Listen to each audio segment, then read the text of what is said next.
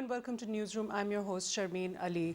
As we've seen in the recent days that protests have been taking place all across India due to the controversial Discriminatory Citizen Amendment Act as well as the intended National Register of Citizens that the Indian government is undertaking due to this current government's fascist policies against minorities, particularly Muslims. Let's hear what some of the prominent citizens have to say about this.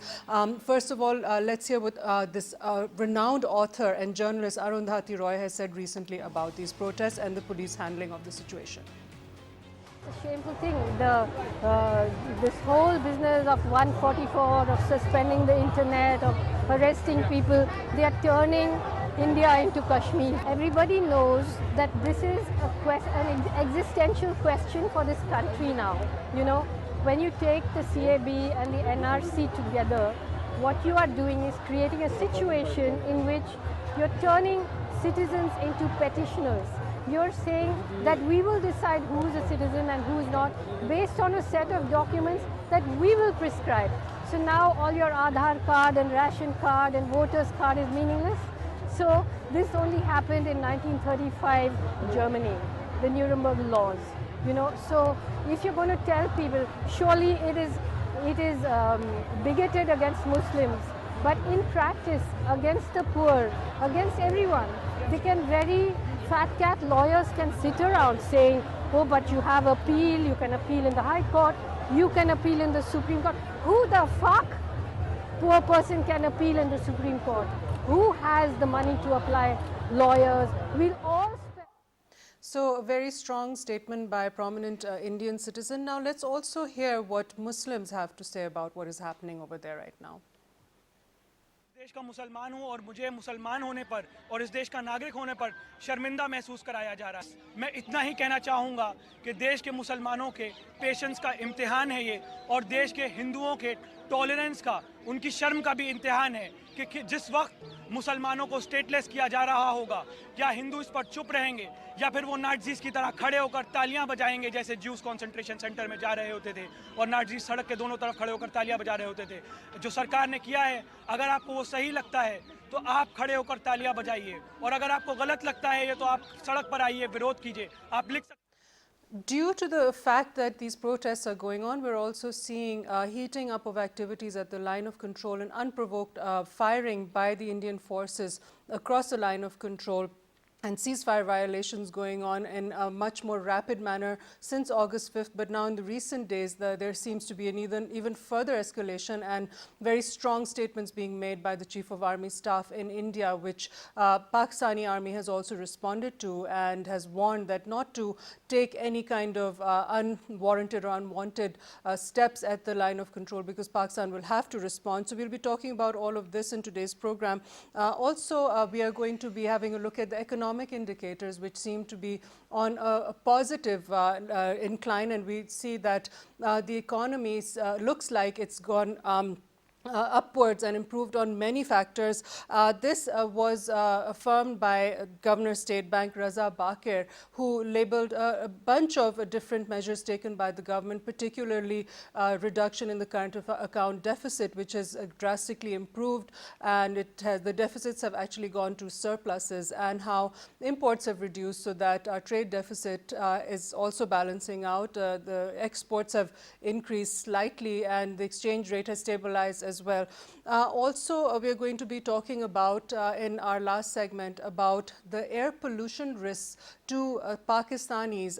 In a recent report that was released by the World Air Quality Report 2018, it has said that all over Pakistan is now one of the most polluted cities in the world, and it's actually the second most polluted country in 2018, and Karachi and Lahore were among the top 10 cities with the highest pollution in all the cities in the world. So this is very, very concerning for all of us citizens, because then they also went on to explain all the health effects that it has on our population, particularly children, small children under the age of 5, where it can cause stunting and it can cause a lot of early premature deaths in young children, as well as people who already have certain conditions such as heart conditions and respiratory conditions. So this is a very important report. We'll have a look at that at the end of our program. But for now, I'd like to introduce the guest that we have with us in our studio, Air Vice Marshal Ikramullah Bhatti, who's a senior analyst. Sir, thank you for joining us again and contributing to our program. Sir, you saw the words of Indian citizens over there. These are Hindus and Muslims. It's not just Muslims right now. And you're seeing that all over India, there are protests going on. Ms. Arundhati Roy has said that never before have you seen such a discriminatory law other than in Nuremberg in Germany. And also that we know was under Mr. Adolf Hitler.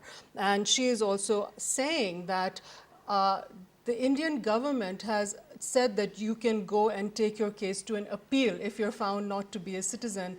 How can a poor person afford lawyers and court cases and appeals? She's absolutely right about that. So your comments on this, please.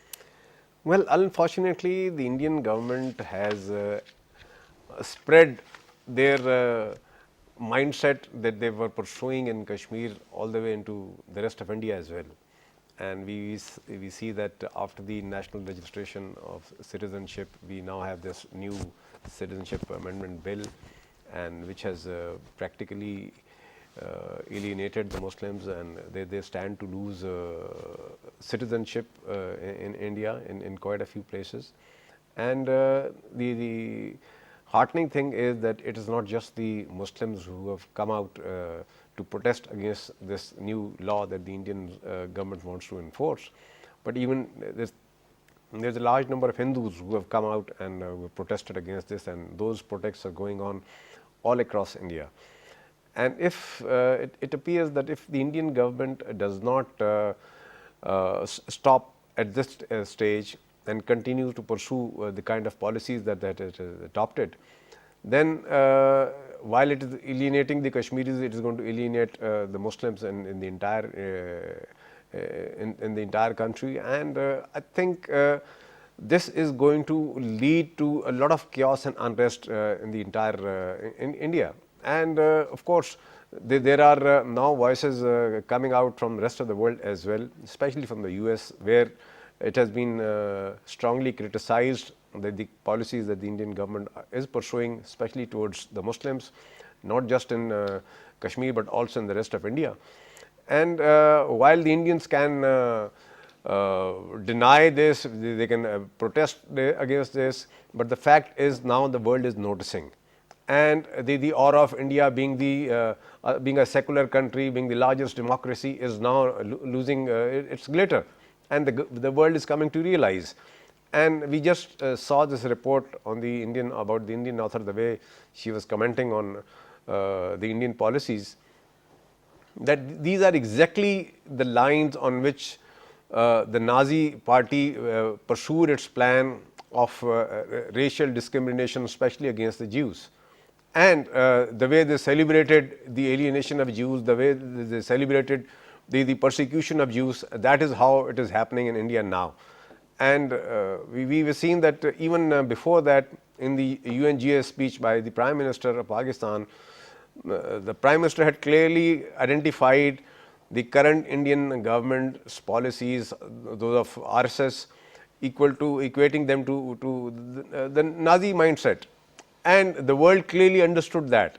Before that, the world was not aware of it. And now when Indians continue to pursue the same policy, not just in Kashmir but in the rest of India, against this largest minority, that is the Muslims, then the world will actually reinforce, this will be reinforced in the mind of the world that yes, while it was the Pakistani Prime Minister saying this and equating the Indian mindset to that of the Nazi party, it is now becoming once again apparent that the Indians are continuing to pursue that policy. Absolutely. So Prime Minister Imran Khan had a very clear view of what was happening, and at that time it was mostly Pakistan warning about this and Prime Minister Imran Khan, but now we're seeing that Indians are also being very affected, not just Muslims but people of all faiths, and we're seeing how deeply disturbed and how damaging this has been for their entire country. But sir, at the same time, now that you can see that the country India is divided, due to the Citizen Amendment Act, Now, what recourse does Prime Minister Modi have? Because we're seeing now, again, we've had 2 civilians, including a 14-year-old boy, Shehryar, who died on Thursday due to cross-border firing across the line of control. This is unprovoked firing. And then you've also had a woman injured, a 14-year-old girl, Komal injured, a 15-year-old boy, Hamad injured. I have to say their names because these are human beings. They're not statistics, you know. These are people who live in Azad Jammu and Kashmir going about their day-to-day lives, and they're being shot at by the Indian army, and they're losing their lives, they're little children. And they've raised this amount of line of control violations in the recent days, and then since August 5th, we've seen them escalating as well.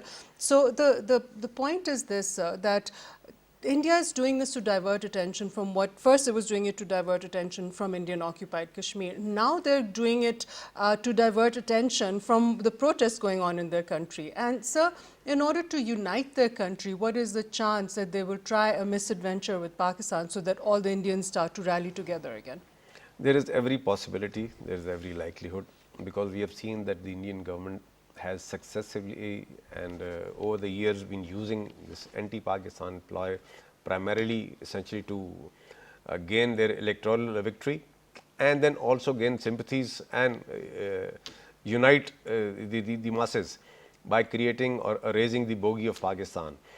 And now we see that while they were initially trying to divert the attention of the world and their own people from Kashmir after the abrogation of Article 370 and 35A, now we find that they have a serious problem within their own country.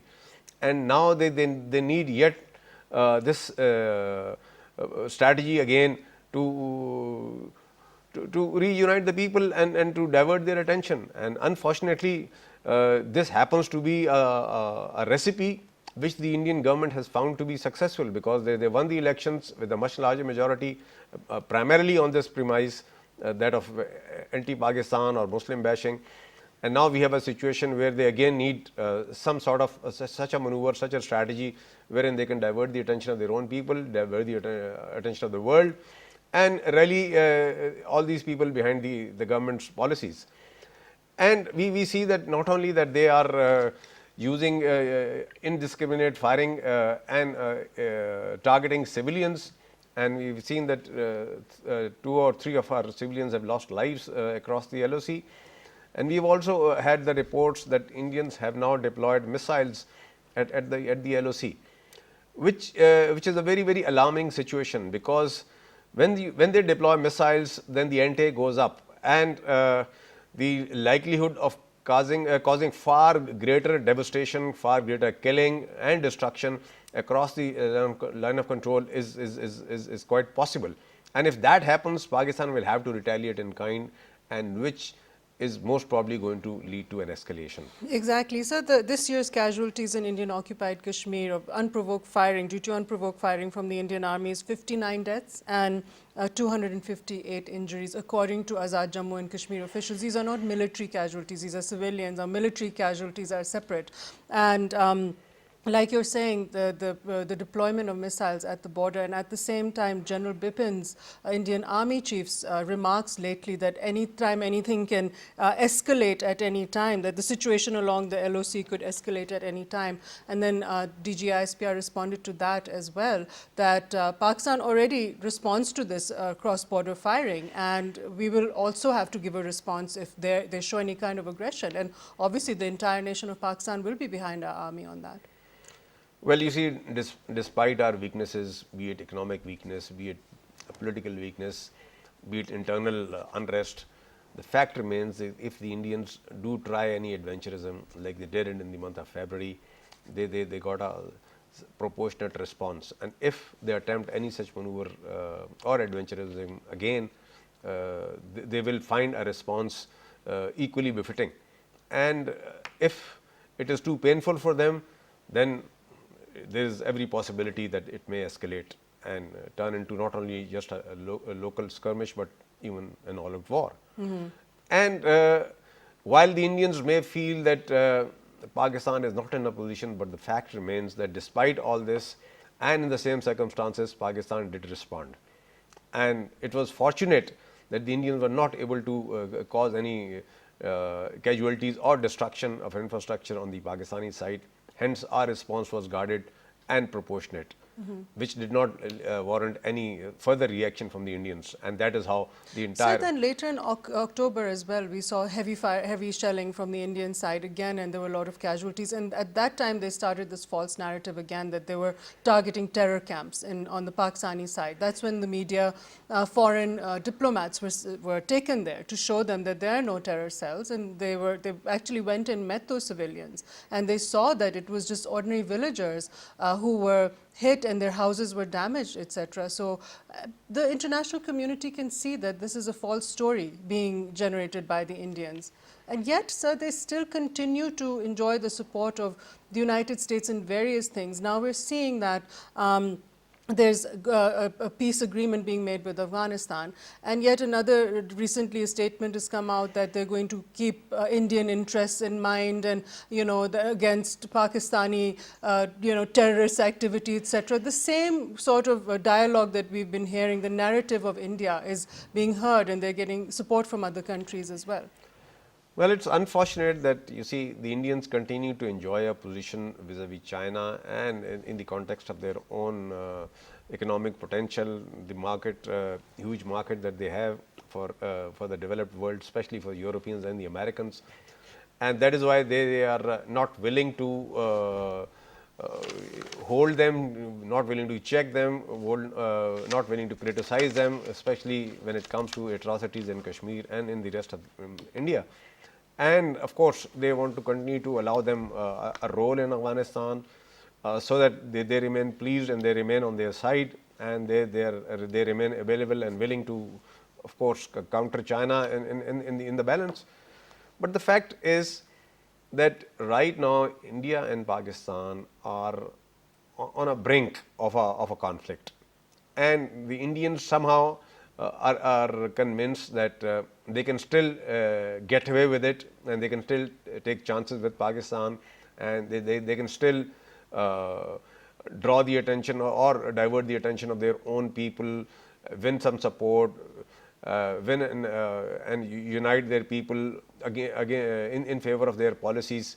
But the fact is that if they do any misadventure, if they try and raise any false flag operation and divert the attention of the world, the fact is that Pakistan has decided earlier on, they have declared earlier on that Pakistan will respond, and if the Indians are able to cause any, inflict any casualties or damages on the Pakistani side, the proportionate response will be equally painful for India, and it's just thought by anybody that there could be a miscalculation either from Pakistani side or from Indian side, which will lead to an escalation, and the region and this part of the world is going to suffer very seriously. Right. Okay. So let's discuss this also with our guest online, Ambassador Ali Sarwar Naqvi. Thank you so much for joining us, sir, online. Pleasure. Sir, I wanted to now, we were just discussing with AVM Ikramullah Saab that there's been an escalation at the line of control. We're seeing ceasefire violations, unprovoked firing from the Indian side. Again, also there's this war hysteria type of situation being created. The recent statements by the Indian Army Chief, General Bipin, the DGISPR tweeted that Pakistan's military responded properly and the border posts was damaged, and Indian troops were seen evacuating their casualties on the Indian side. And at the same time, we're seeing an ISPR statement saying that another soldier was martyred at the Afghanistan border side, and due to an improvised explosive device carrying out border fencing work. Our army is very heavily strained right now at both borders, especially on the Indian side. And in your opinion right now, the public, what kind of an attitude needs to be kept in light of the current situation? Do you think that there's a greater need to sort of unite behind our army at this current time? But of course, I mean, that is a given. One has to be behind one's armed forces, and we should have a cohesive and united stand on issues of security, of national security, and of any kind of and aggressive designs on the part of any country around us, particularly India, which is a very difficult neighbor and has always been a source of trouble for Pakistan. I think we have been giving proportionate response and a measured response to the Indian incursions and border violations. And we have to continue doing so because India is doing it not for any other reason but for domestic purposes to sell to its own public, the Indian government, to sell it to its own public that it is being tough with Pakistan. This kind of very short-sighted approach, I think what your panelists were saying just now, AVM, Kamala, that this short-sighted approach can lead to escalation and can be disastrous. India has to realize this, and then their army chief weighing in for no reason. I mean, he is turning out to be somebody who just likes to make provocative statements. Right. So Right. it's very, very unfortunate, and we have to deal with the situation as it arises. Right. Thank you so much, Ambassador Ali Sarwar Naqvi, for joining us online. Sir, so now as a final remark, I would like to know from you that how important is it for Pakistan now? Naturally, we are fighting India at the line of control, where we have our troops there and everything. That's a form of defense. But economically also we need to fight the designs that they have here in the region, the aggression that we're facing and all internationally, to have more of a say and to also look as a more lucrative partner for India in order for them to sort of ease down and calm down their policies towards Pakistan. How important do you think it is to fight back economically as well? It goes without saying that Pakistan has to be internally strong first, and only then it will be strong outside Pakistan. It will be seen, it will be heard, and it will be noticed. And I think economical and economic stability, economic strength, political stability, political strength, and of course the internal security. I mean, these are the three elements which, if we are able to achieve, I think Pakistan will be far stronger to face its enemies at the border and the world over, and look at them in their eyes and be seen, be heard, be noticed, and at all forums. And I think when our diplomats go out or even our politicians go out, they are on a weak footing. If our country is economically weak, we are under debt, and we are politically not very stable within the country, and we have internal security issues, or there is lack of harmonization, then our entire leadership, our representatives outside Pakistan are at a weak footing. Hence, they are not seen, they are not heard, they are not noticed. So I think while we are wanting to defend ourselves at the borders, I think it is equally important that we need to be economically strong, politically stable, and of course absolutely coherent within the country.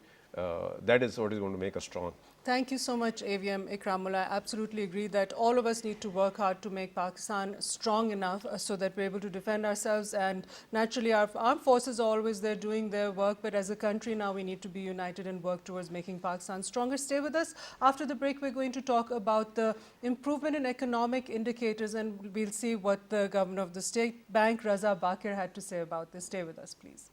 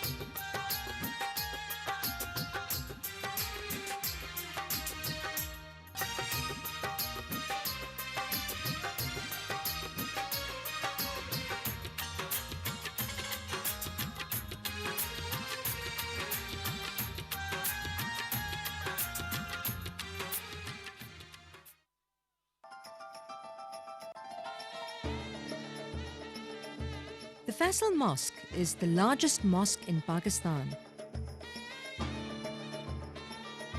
Located in the national capital city of Islamabad.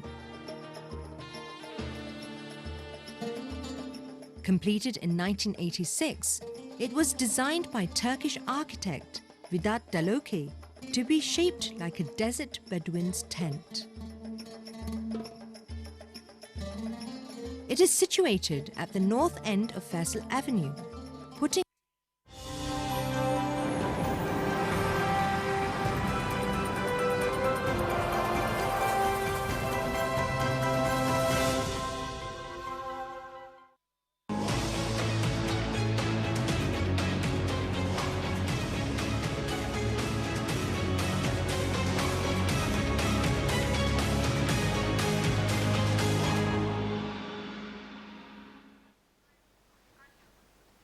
Welcome back. And now to talk about the improvement in the economy and the economic indicators, which seem to be on an upward trend right now, per Raza Bakir, who's the governor of the State Bank. We have with us in our studios to discuss this Mr. Fahim Sardar, who's an economist, as well as the managing director of Tangent, which is an independent economic think tank and corporate advisory. Thank you so much, sir, for joining us again on our program.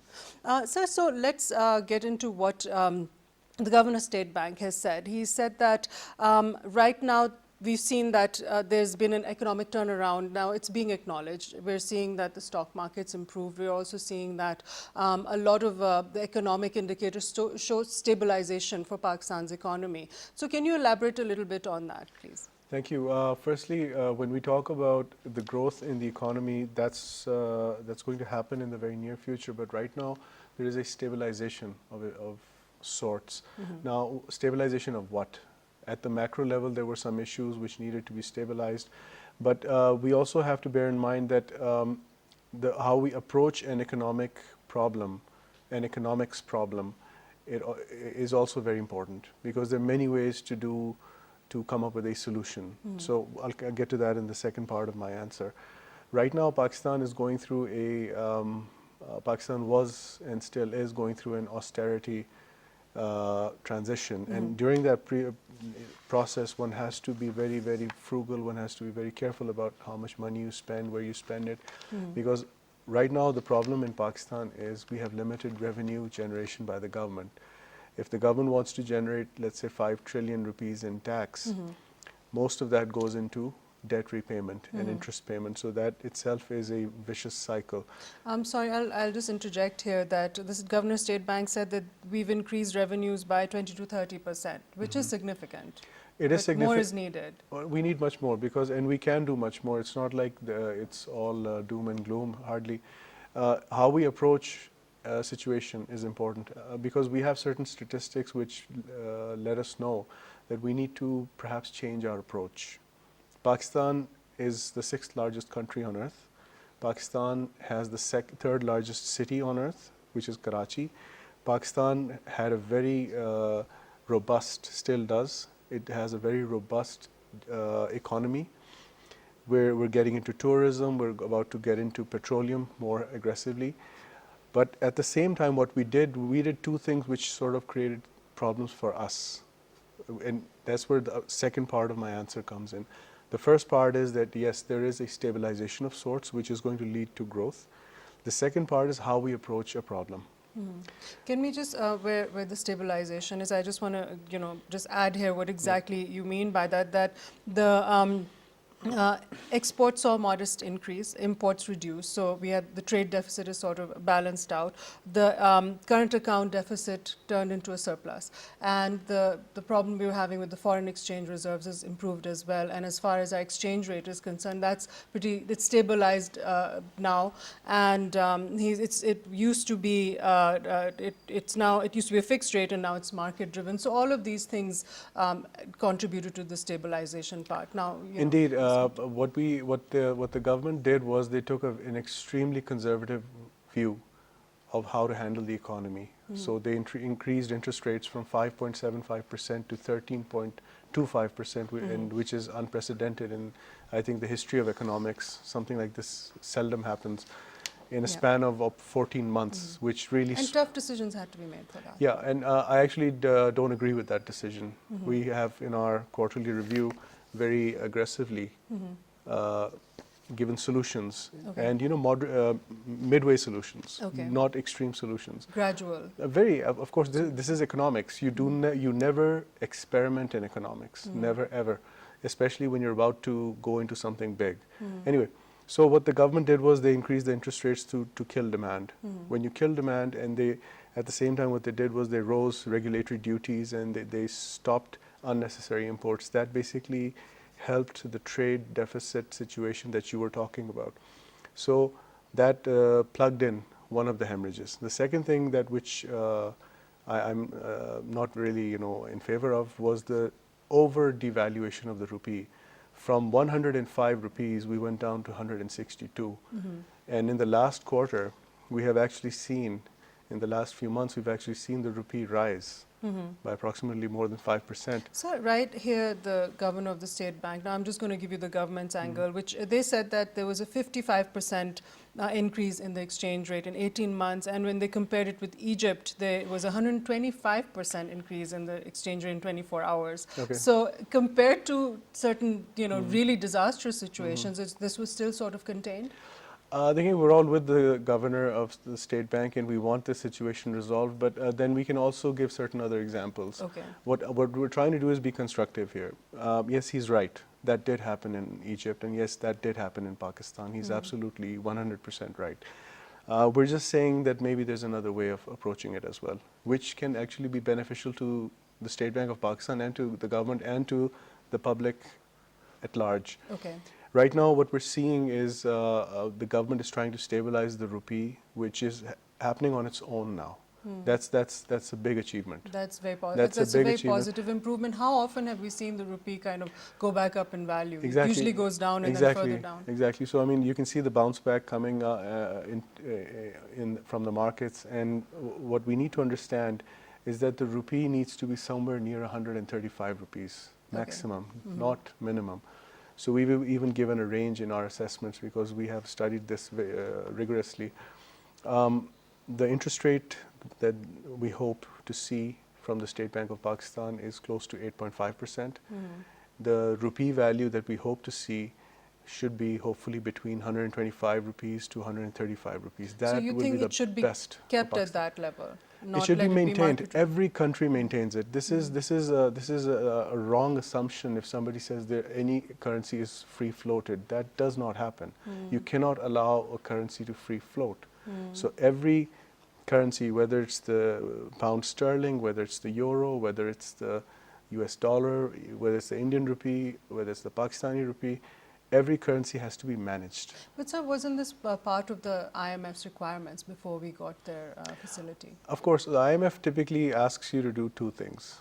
A, kill demand. B, devalue your currency. So that's what happens. That's what they did in Thailand. That's what they did in every country that they've entered. So that is their modus operandi, which is fine. I mean, you can understand what they're doing. They're saying be conservative, kill your demand, start. And the free floating exchange rate? They want that, but at the end of the day, how many countries can actually do that? Even the euro is not on free float. It is managed within a range. Within the range, it's free, but anything that goes near either range, they have to step in. Because if you do not step in, that will be cataclysmic for international trade. Now in Pakistan, you see, maybe it's a blessing in disguise. Our international trade is rising, but it's not like other countries where, take our neighbor India, they are in deep trouble. I predicted this 4 years ago on live TV that their economy is fake and this and that. Okay. And now all of that is coming true because they're so heavily exposed in the international markets. So you cannot allow your currency or your economy to go up and down too much with too much erratic patterns, because that causes a lot of trouble. What Pakistan is doing right now is trying to reduce the patterns. That's the good news. The good news is that the rupee is partially on its own, I think, and it's rising. Our We've started to see a modest rise in exports, as the Governor State Bank did say. And the devaluation of the rupee didn't have a significant impact on the exports increasing, though, It had a, which we would have expected by devaluing. as I said, that if the rupee had been kept at around about 135 rupees maximum, you might have seen a better result, because what's happened right now is, see, I keep saying to people that in economics, you never do anything erratic. You have to do it very slowly, very gradually. That's when economics works. So, I mean, when you take medicine, you never take the whole bottle in one day. You take it as per a prescription, and less medication is sometimes better. Right now, the whole situation is that if a foreign investor wants to invest $1 million in Pakistan, they are extremely scared. Not because of the security situation, but because if they buy rupees at 100 and let's say 55, and tomorrow if the rupee goes to 165, I'm just saying, imagine those who bought it at 120 and suddenly the rupee went down to 160. So that's like a 30% loss when they're going to convert it back to their currency and route it back to their headquarters. So one has to keep things within a band. So I think that's what the administration is trying to do, keep things in a band. We have been very vocal for a year and a half about two things. Number one, interest rates should not be raised so aggressively. Hopefully they'll come down. Two, the rupee has to be managed in a band. Three, we've also heard this is very positive, we've heard the governor of the state bank saying that inflation is expected to go down. Yes, because this point right there is what translates to the common man, because we talk about macroeconomic indicators being, positive and Pakistan is stabilizing, but the common man right now is feeling a pinch. So how do you see this translating to the common man? A little painfully, and it hopefully that pain will lessen with time, because as I said, it was too drastic. Whatever steps Pakistan took, we haven't seen that happen very often in economics, governance, or however you want to call it. The bottom line is the public always has to pay for everything. And at the end of the day, in Pakistan, what we need right now is to reduce this inflationary pressure and allow interest rates to come down so that business starts to expand. That is where the public will actually get a lot of benefit, because their business will start to accelerate. That's where they start to earn more. Companies will start to earn more. They will hire more. They will not lay off people. There will be more retention. There will be more savings, and there will be more consumption. Then it has a multiplier effect. Okay, very interesting discussion. Thank you so much, Mr. Fahim Sardar, for joining us again on our program. And now a very, very important topic that needs to be touched upon, that according to the World Air Quality Report 2018, Pakistan was the second most polluted country in 2018. Out of Pakistani cities, Karachi and Lahore were among the top 10 cities with the highest air pollution, and Lahore and Peshawar have shown air quality index of above 300 on multiple days in November, and Lahore itself, particularly throughout the month of November, did not have a single healthy day. And also the air quality index means that at the level of 50 means healthy, 100 to 150 means it's unhealthy for children and for people with heart issues and lung disease, etc. And 150 is unhealthy for everyone. 300 and above is an emergency. So that's Lahore and Peshawar right now are sort of an emergency situation as far as air pollution is concerned, health emergency level. Now, this is considered a more dire health emergency than smoking or tuberculosis, unsafe water, sanitation, and this reduces life expectancy more than all these other causes as well. And just to give an idea of the kind of health issues it causes in children who are especially vulnerable to air pollution, 1 in 10 deaths of children under 5 are due to air pollution. 1 in 10 deaths of children under 5. So this is very, very serious. It also causes an increase in respiratory problems in children, just like it does in adults. It causes an increase in childhood cancer. It also impacts brain development, causes premature births, and it's also known to cause a progression of heart disease, diabetes, high blood pressure, heart attacks, and stroke, and also has an effect on mental health. So air pollution is a very, very serious problem in many cities in Pakistan. We really need to take it very seriously going forward as a nation. Whatever measures that the government takes to mitigate against air pollution, we need to cooperate with that, due to the fact that this level of air pollution is causing serious health effect and damage to our people.